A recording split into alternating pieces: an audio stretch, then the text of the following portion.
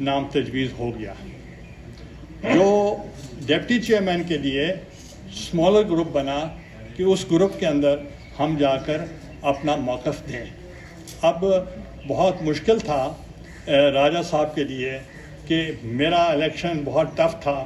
1 vote کا فرق تھا، اور 1 ووٹ کے فرق سے، اور یہ بہت ہی میں سمجھتا ہوں کہ بہت فرض شناسی کے ساتھ اور ایک پولیٹیکل سیجیسٹی کے طور پر، چونکہ ہم نے نہیں بولنا تھا، کیونکہ وی ور دا پارٹی، میں تو خود امیدوار تھا پیپلز پارٹی، تو اس لیے راجہ صاحب وہاں نہیں کہہ سکتے تھے کہ ڈپٹی چیئرمین کس پارٹی کا ہو،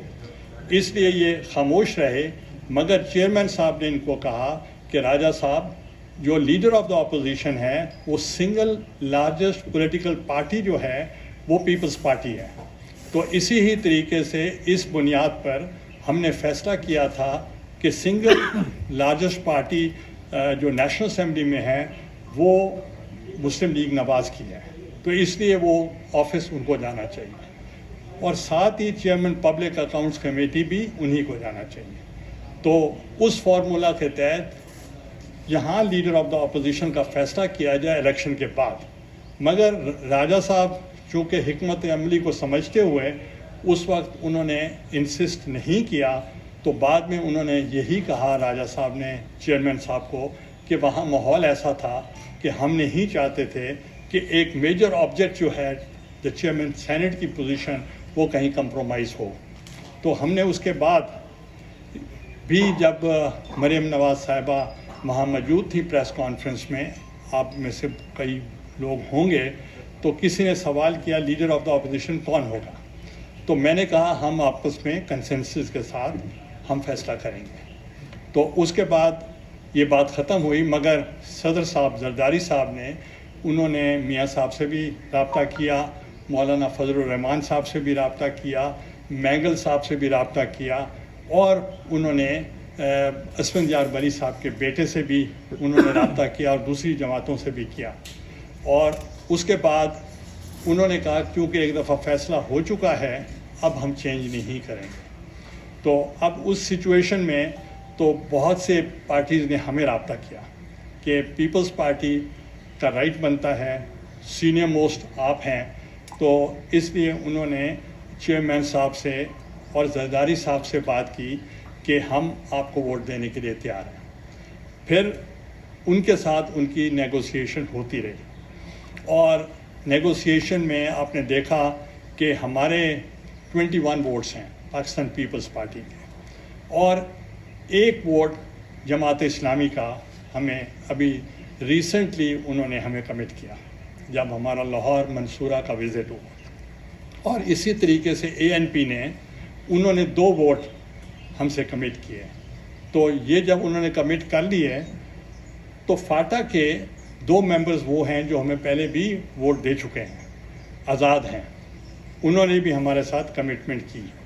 اور آخر میں ایک دلاور صاحب ہیں، اور ان کا کافی نون لیگ سے بھی واسطہ رہا ہے، تو جب الیکشن کے دوران مریم نواز صاحبہ نے مجھے ٹیکسٹ کیا کہ 100% وہ آپ کو ووٹ دیں گے، اور انہوں نے دیا، مجھے ووٹ دیا، تو میں نے لکھا کہ 100% نہیں 200% وہ آپ کے ساتھ ہیں،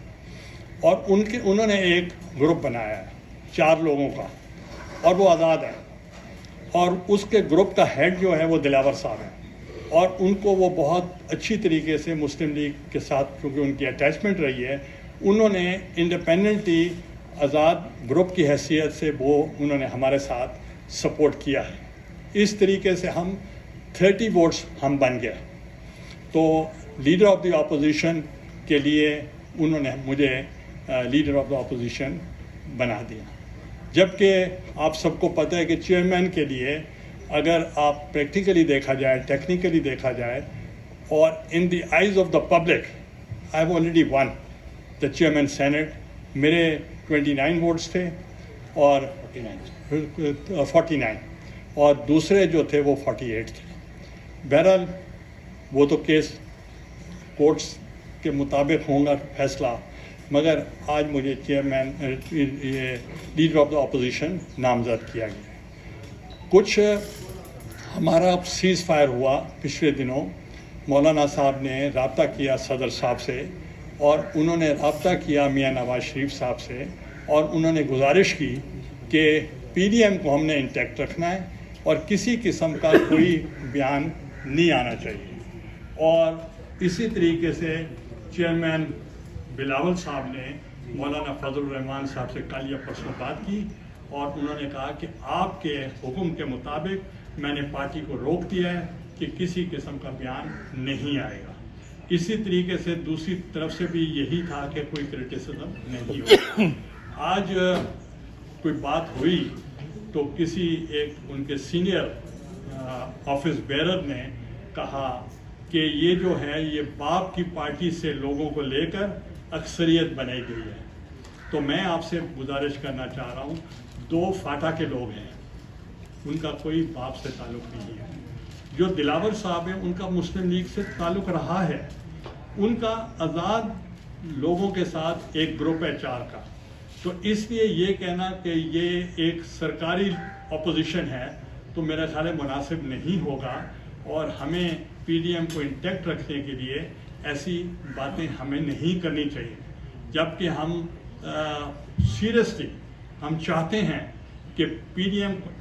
انٹیکٹ رہے اور جو اس کا ایجنڈا ہے کہ ہم کانسٹیٹیوشنل رائٹس کے لیے, ہم ہیومن رائٹس کے لیے, ہم اکنامک رائٹس کے لیے, مہنگائی کے خلاف اور تمام وہ مظالم جو اس وقت ملک میں خصوصاً مہنگائی کی وجہ سے ہیں ان کو ہم اجاگر کریں اور عوام کو موٹیویٹ کریں کہ کسی طریقے سے ہم ان چیزوں سے بچ جائیں. تو لہذا جب میں وزیر اعظم تھا تو میرے اوپر سب سے بڑا کرٹیسزم یہ ہوتا تھا کہ میں نون لیگ کا وزیر اعظم